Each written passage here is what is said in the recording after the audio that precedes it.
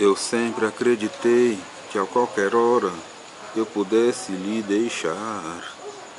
E pensei que sem você eu não poderia nunca me queixar. Mas quando fiquei sem lhe ver, então é que eu pude entender que não há dinheiro no mundo que me pague a saudade de você.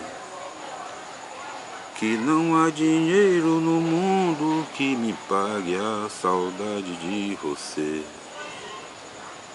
E agora que você de novo está comigo, eu posso até dizer que foi tão grande o castigo, mas me fez enfim compreender o erro que eu cometi.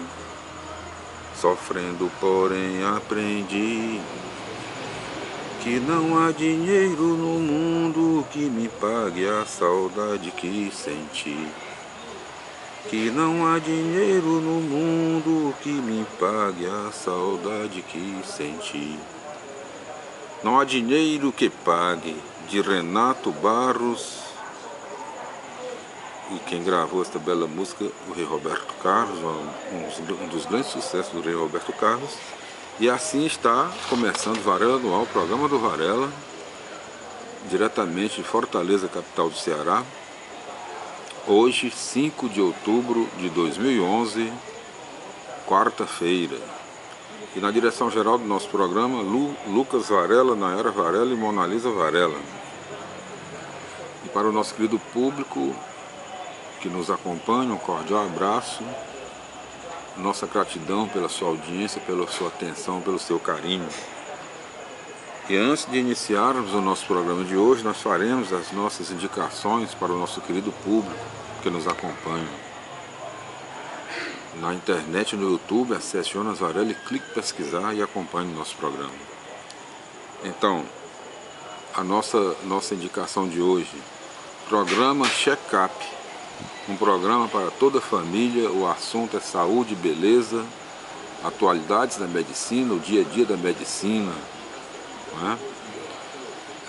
O programa Check-up é levado ao ar domingo à noite, a partir das 20 horas, na TV Diária, TV do Nordeste, a nossa TV, na apresentação da nossa querida estrela Natália Varela, radialista, jornalista, empresária e missionária, Natália Varela. E o programa Check-up conta com os seus mais importantes quadros: Olho no Olho, Em Forma, Toque de Beleza, Saúde 100%, Consultando o Seu Médico, Atualidades Odontológicas, Dicas das Estrelas e todas as novidades da medicina. Um programa que se preocupa com a sua saúde, com o seu bem-estar, com a sua felicidade. Se ligue no Check-up, domingo às 20 horas, na TV Diária, TV do Nordeste, a nossa TV. Apresentação da nossa querida estrela Natália Varela. E mais informações, ligue 3266-9643, DDD 85 de Fortaleza, Ceará. Acesse o site www.checkup@tvdiario.tv.br e seja bem feliz. Depois das nossas indicações de hoje, sim, e também veja, lembramos aqui a página Check-up no Caderno Viva do Jornal Diário Nordeste, um dos jornais mais queridos aí do nosso Nordeste, um dos melhores do Brasil, né? O Diário Nordeste. Então, na página, no Caderno Viva do Diário do Nordeste, você lê a página Check-up. E quem assina é a nossa querida estrela Natália Varela, nossa jornalista. Então, depois das nossas indicações, hoje nós faremos então, no nosso programa de hoje, os comentários, né? A leitura aqui dos comentários sobre o livro Gênesis, o primeiro livro das Sagradas Escrituras, no Velho Testamento da Bíblia Sagrada, o livro de Moisés. Então os comentários aqui do capítulo 50, versículo 1 a 26, que diz aqui, o último capítulo o último capítulo retoma o ambiente familiar que predominou na história de José, mas sem o mesmo tom dramático. Depois de narrar o funeral de Jacó, retoma o tema teológico que conduziu toda a história de José, conforme nota em 45:1-28. Capítulo 45, versículo 1 a 28. Deus age dentro dos acontecimentos e só aqueles que enxergam isso poderão transformar a relação escravo-patrão em relações de fraternidade. Dentro desse discernimento e clima, Deus formará um povo numeroso, versículo 20, que escravizado será por fim libertado para organizar uma sociedade onde haja liberdade e vida. E assim nós concluímos aqui os nossos comentários sobre o livro Gênesis. E nós faremos hoje, iniciaremos hoje os comentários sobre os capítulos e versículos do livro do Êxodo, segundo livro das Sagradas Escrituras, no Velho Testamento da Bíblia Sagrada, o livro de Moisés também. Então, capítulo 1, versículo 1 a 7. Com a morte de José e seus irmãos, termina a história de uma família e começa a história de um povo, conforme a promessa de Gênesis, capítulo 46, versículo 3. 8:14. Com medo de que o povo explorado tome consciência da própria situação e se revolte, o poder político lança mão de trabalhos forçados e de pressão psicológica. Assim, o povo não tem condições e meios de se organizar e se libertar. 15:22. Temendo a revolta, a autoridade política recorre ao controle da natalidade, a fim de evitar o crescimento de um problema incontrolável para a classe dominante. No entanto, a vida é mais forte que todas as armas do opressor. As parteiras, tementes a Deus, fonte da vida, respeitam a vida que nasce. Livro dos Gênesis, capítulo 2, versículo 1 a 10. A vida está presente até dentro da casa do opressor. A compaixão da filha do faraó, aliada à coragem da mãe hebreia, preservam a vida daquele que será o líder da libertação. 11:22. Embora educado em meio à classe dominante, Moisés sai e vê a situação de seus irmãos. Esse ver o leva à solidariedade, ao gesto de defender um irmão. Imediatamente a classe dominante se torna hostil e Moisés tem de fugir. A solidariedade se manifesta novamente para com as filhas de Raguel. Madian, uma região de deserto, mais tarde vai se tornar o lugar da liberdade e da vida na intimidade com Deus, enquanto o fértil Egito já se tornou lugar de escravidão e morte. 23-25. O povo começa a tomar consciência de que é escravo e exprime a sua insatisfação. Esse clamor já é o desejo de uma nova situação,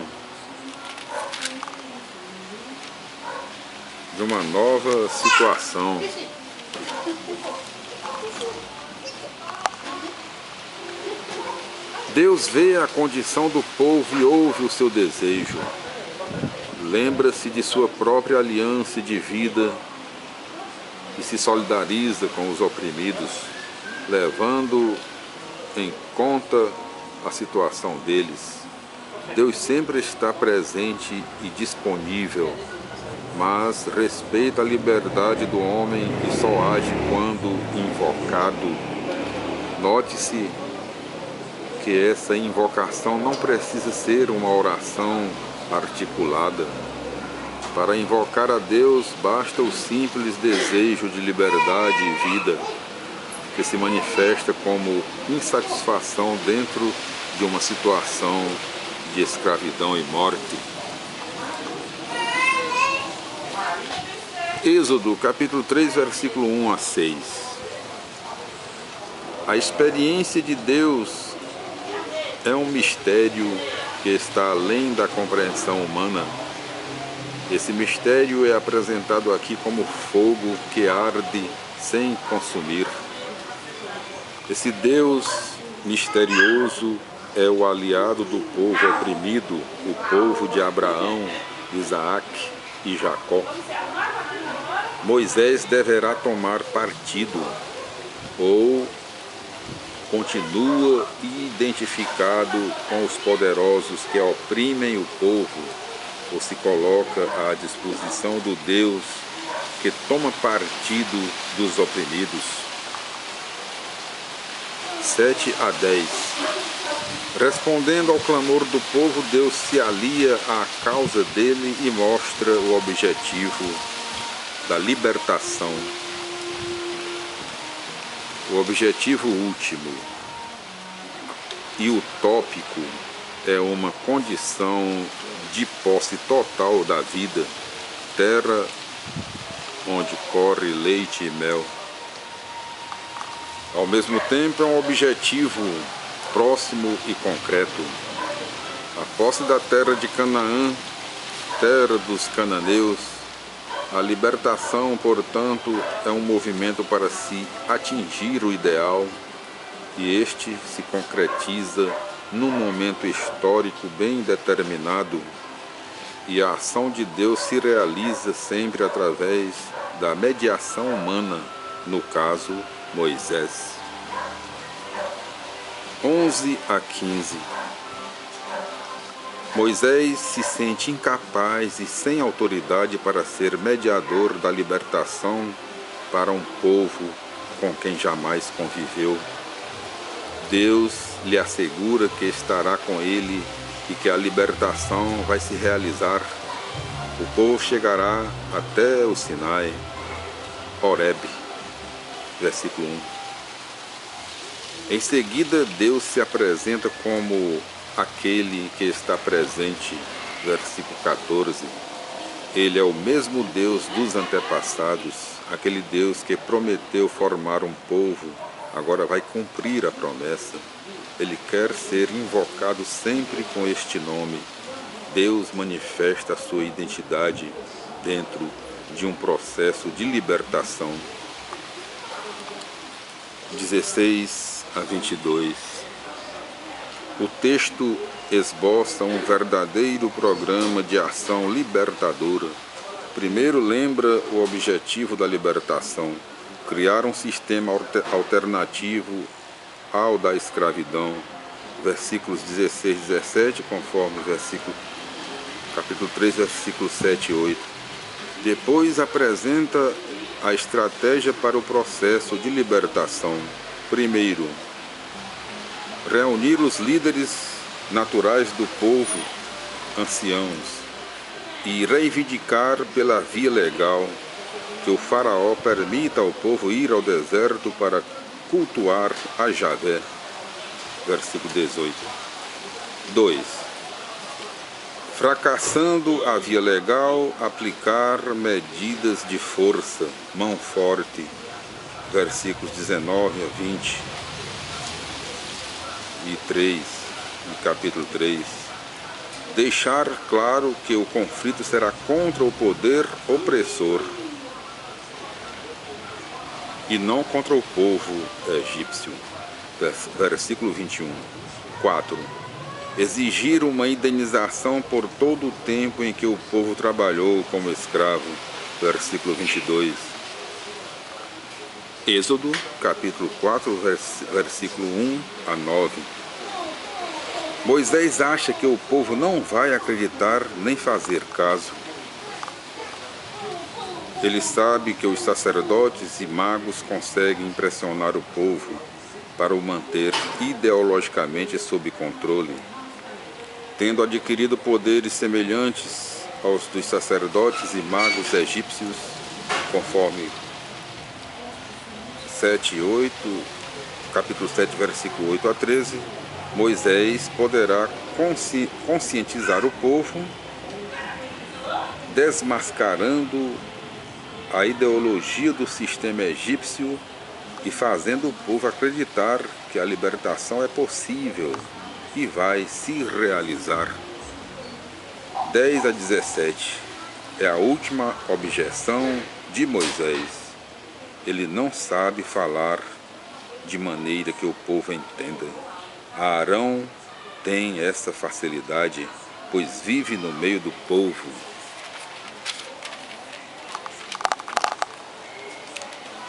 Além disso, é irmão de Moisés e poderá ser seu porta-voz.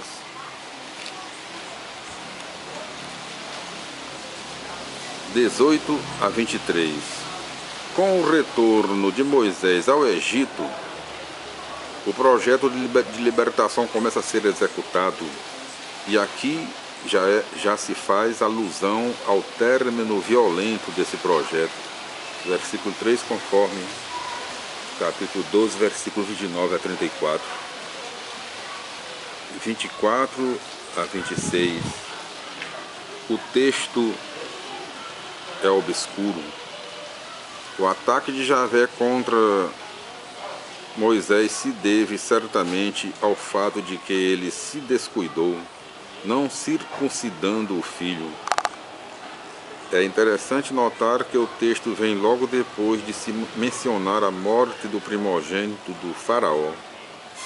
Versículo 23. É que os primogênitos hebreus serão salvos graças ao sinal do sangue, conforme 12 e 13. 27 a 31. Começa a realização do projeto de libertação. Para que ele não seja imposto de cima para baixo, são necessários a adesão e o compromisso consciente do povo, aqui representado por seus líderes, anciãos, conforme capítulo 3, versículo 18. Nesse momento, os três, Javé, o povo e os líderes, estão sintonizados para agir em conjunto. Então, capítulo 5, versículo 1 a 5. O processo de libertação começa através da via legal, por uma reivindicação feita em nome do Deus dos Hebreus. O nome Hebreus é aplicado a grupos que não possuíam lugar na sociedade e eram considerados como vagabundos e bagunceiros.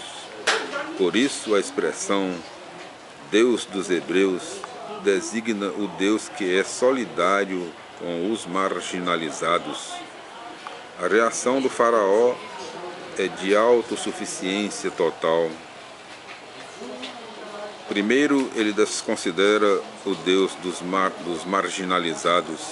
Depois, acusa os líderes de subverter o povo, afastando-o do trabalho, prejudicando assim os interesses da classe dominante. 6 a 14. Diante da reivindicação dos oprimidos, o opressor aumenta ainda mais suas exigências, a fim de que o povo se aliene completamente no trabalho e sem descanso não possa tomar consciência nem se organizar. Com isso, o opressor procura desprestigiar e difamar os líderes, mostrando que os líderes destes não combinam com a realidade. Versículo 9. Ao lado disso, encontram-se aqueles que, apesar de oprimidos, buscam seus próprios interesses e se vendem ao sistema, tornando-se inspetores na opressão contra os próprios irmãos. Versículo 14. 15 a 21. O opressor conseguiu o que queria. desarticular a organização do povo e desacreditar os líderes. Os inspetores se encontram numa situação difícil, pois aquilo que o opressor pede é humanamente impossível. Parece que o projeto de libertação já fracassou. Êxodo, capítulo 5, versículo 22, capítulo 6, versículo 13. De fato, o projeto de libertação por via legal fracassou mesmo. Tudo perdido? Não. Agora vai começar o uso da força. Capítulo 6, versículo 1. O texto de capítulo 6, versículo 2 a 13 é uma repetição de capítulo 3, versículo 7 a 22. No lugar em que está, reafirma a presença de Javé no meio dos oprimidos e mostra que o projeto de libertação continua em pleno vigor. Capítulo 6, versículo 14 a 27. O propósito desta genealogia é mostrar que Moisés e Arão são irmãos e que a tribo de Levi é que teve a iniciativa da libertação. O texto foi elaborado por sacerdotes que dirigiam a comunidade judaica depois do exílio na Babilônia. Capítulo 6, versículo 28, capítulo 7, versículo 7. O texto retoma o que já foi dito em capítulo 3, versículo 16 a 22 e capítulo 4, versículo 10 a 17. A libertação não é obra puramente humana, porque a iniciativa é de Deus. Em vista disso, o homem presta culto ao Deus que liberta. Capítulo 7, versículo 8 a 13. Começa o confronto. De um lado, Javé, o Deus libertador. Do outro, o faraó, rei opressor. Moisés e Arão são os mediadores de Deus para liderar o processo de libertação. Os magos são aqueles que sustentam e defendem o poder do faraó. Já nesse primeiro confronto, Deus sai vitorioso. A vara de Arão devorou a vara dos magos. 14 a 24.